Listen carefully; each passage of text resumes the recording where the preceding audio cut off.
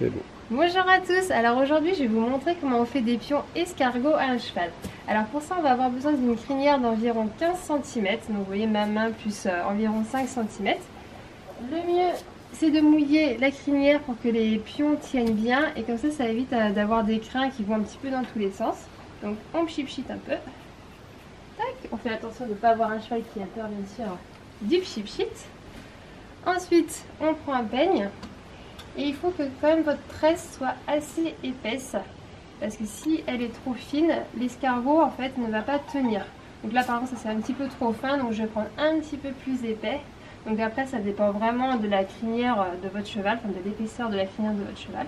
Donc ça on ne devrait être pas trop mal. Ensuite on va prendre, hop là, une petite barrette pour pas être gêné. Hop, voilà. Les élastiques dans une poche. Je vais me rapprocher un peu.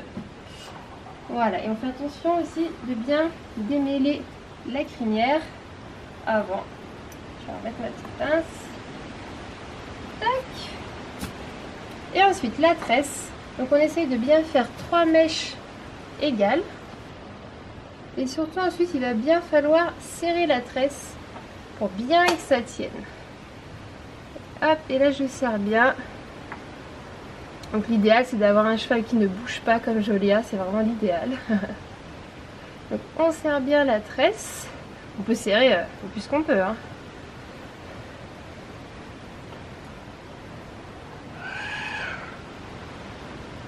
Et on va essayer de bien tresser jusqu'au bout de la mèche. C'est pour ça que c'est important de bien avoir 3 mèches égales. Pour pas que ça fasse un petit bout à la fin tout moche. Donc on serre. Et jusqu'au bout.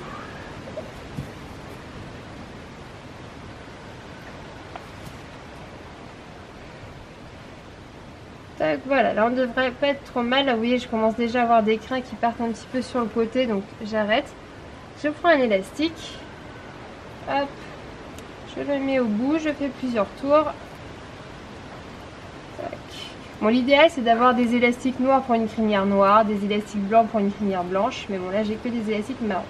Et hop, on fait ça pour que la petite mèche ne nous gêne pas.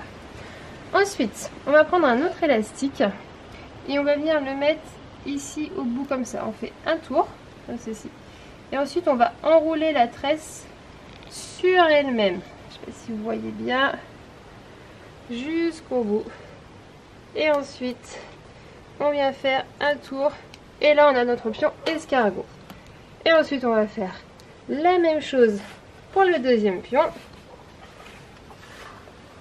Hop là.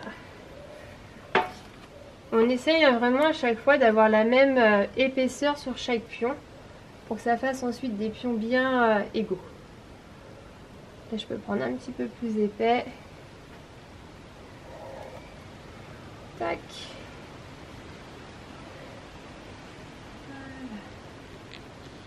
Et c'est reparti pour le deuxième. Voilà, bon, là vous voyez je pense que j'ai pris un petit peu trop épais. Donc je vais diminuer un peu la largeur. Tac. On fait attention aussi de bien faire des raies droites avec le peigne. Ça fera plus joli à la fin. Tac. Et c'est reparti Jojo.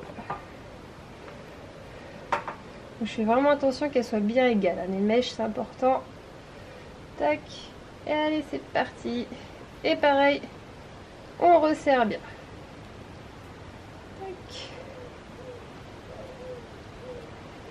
Alors vous allez voir que au début de la crinière et à la fin vers le garrot, il y a moins d'épaisseur qu'au milieu. C'est vraiment au milieu de l'encolure que les chevaux ont le plus d'épaisseur de crin. Donc forcément au début et à la fin de l'encolure, il faudra prendre un petit peu plus large ici qu'au milieu de l'encolure. Vous voyez, il faut quand même que la tresse elle fasse quasiment 15 cm, entre 12 et 15 cm de long, c'est important. Je reprends un élastique. Voilà.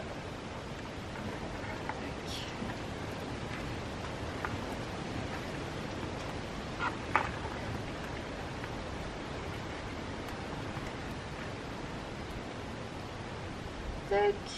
Voilà. Tac. Hop là.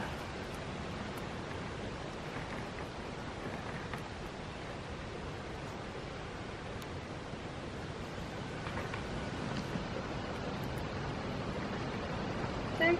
Et voilà.